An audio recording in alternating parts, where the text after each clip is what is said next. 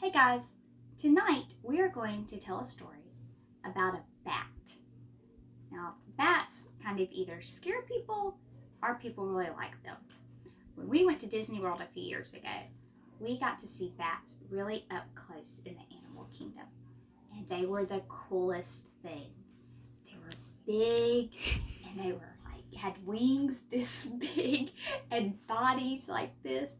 And they were flying all around, and one got really close to us. It was in its closure, but it got really close, and you could see all the little fur and its little feet. It was the neatest thing. I absolutely loved watching the bat enclosure at Disney World. So if you ever get a chance to see bats, check it out, because some bats have very large wingspans, and some bats are so tiny they could fit inside your hand. I think they're cool. So tonight's story is about a bat, and it is called Stellaluna by Janell. It has beautiful pictures.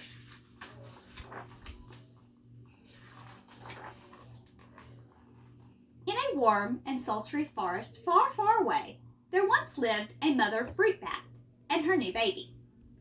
Oh, how Mother Bat loved her soft, tiny baby. "I'll name you Stellaluna," she cooed. Each night, Mother Bat would carry Stellaluna clutched to her breast as she flew in search for food. One night, as Mother Bat followed the heavy scent of ripe fruit, an owl spied her. On silent wing, the powerful bird swooped down upon the bats. Dodging and screeching, Mother Bat tried to escape, but the owl struck again and again, knocking Stellaluna into the air. Her baby wings were as limp and useless as wet paper. Down, down she went, faster and faster into the forest below. The dark, leafy tangle of branches caught Stellaluna as she fell. One twig was small enough for Stellaluna's tiny feet. Wrapping her wings around her, she clutched the thin branch, trembling with cold and fear. "Mother," Stellaluna squeaked, "where are you?" By daybreak, the baby bat could no longer hold. Down, down again she dropped. Flop! Stellaluna landed headfirst into a soft, downy nest, startling the 3 baby birds who lived there. Stellaluna quickly clambered from the nest and hung out of sight below. She listened to the babble of the 3 birds. "What was that?" cried Flap. "I don't know, but it's hanging by its feet," chirped Flitter. "Shh, here comes Mama," hissed Pip.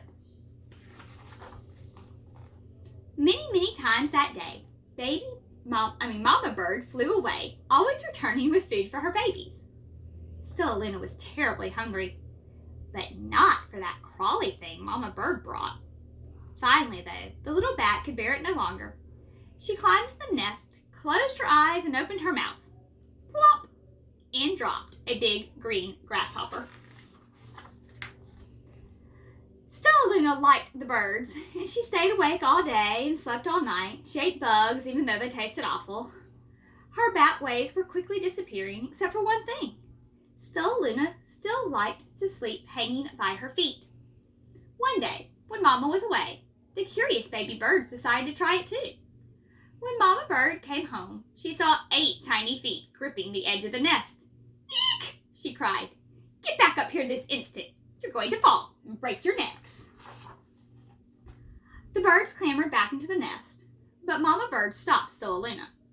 "You are teaching my children to do bad things. You will not come back into the nest unless you promise to obey all the rules of this house." Stellaluna promised. She ate bugs without making faces. She slept in night instead of day, and she didn't hang by her feet. Stellaluna behaved as a good bird should.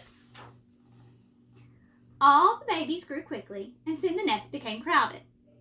Mama Bird told them it was time to learn to fly, and one by one, Pip, Flitter, Flap, and Stellaluna jumped from the nest. Their wings worked, and just like them, thought Stellaluna, I can fly too. Flip, Flap, Flitter landed gracefully on a branch. Stellaluna tried to do the same. Oh, how embarrassing. fly all day, Stellaluna told herself. Then no one will see how clumsy I am.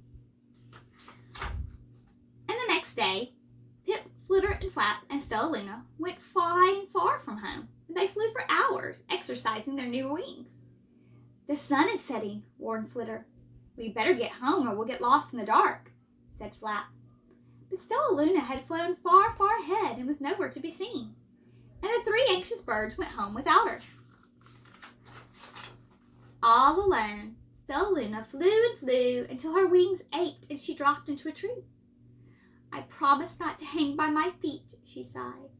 So she hung by her thumbs and fell asleep. And she did not hear the soft sound of wings coming. Hey, a loud voice said. Why are you hanging upside down? Stellaluna's eyes opened, and she saw the most peculiar face. I'm not hanging upside down. You are, Stellaluna said. Ah, but you're a bat. Bats hang by their feet. You are hanging by your thumbs, so that makes you upside down, the creature said. I am a bat. I hang by my feet. That makes me right side up. Stellaluna was confused. Mama Bird told me I was to hang upside down. She said I was wrong. Wrong for a bird, but not for a bat. More bats gathered around to see the strange young bat who was behaving like a bird. Stellaluna told them her story. You ate bugs, stuttered one. You slept at night, gasped the other. How very strange, they all muttered. Wait. Let me look at this child. A bat pushed through the crowd. An owl attacked you? She said. Sniffing Stellaluna's fur, she whispered, You are Stellaluna. You are my baby. You escaped the owl? Cried Stellaluna. You survived? Yes, said the mother bat as she wrapped her wings around Stellaluna. Come with me, and I will show you where to find the most delicious fruit you have ever had, and you'll never eat another bug as long as you live. But it's nighttime, Stella squeaked. You cannot fly in the dark, or we'll crash into trees. We're bats, said her mother. We can see in the darkness. Come with us. Stellaluna was afraid, but she let go of the tree and dropped into the deep blue sky. And Stellaluna could see. She felt as though rays of light shone through her eyes. She was able to see everything in her path. Soon, the bats found a mango tree, and Stellaluna ate as much fruit as she could hold. I will never eat another bug as long as I live, cheered Stellaluna as she stuffed herself full. I must tell Pip, Flitter, and Flap. And the next day, Stellaluna went to visit the birds. Come with me and meet my bat family, said Stellaluna. Okay, let's go, said Pip. They hang by their feet, and they fly at night. They eat the best food in the world, Stellaluna explained. As the birds flew among the bats, Flap said, I feel upside down here. So the birds hung by their feet. Wait until dark, Stellaluna said, and we will fly by night. When night came, Stellaluna flew away, but Pip, Flitter, and Flap leapt from the tree to follow her. We can't see a thing, yelled Pip. Neither can I, hollered Flitter. Ah! Screeched Flap. They're going to crash, gasped Stellaluna. I must rescue them. Stellaluna swooped around, grabbed her friends in the air, and lifted them to a tree. And the birds grasped the branch. Stellaluna hung from the limb above them.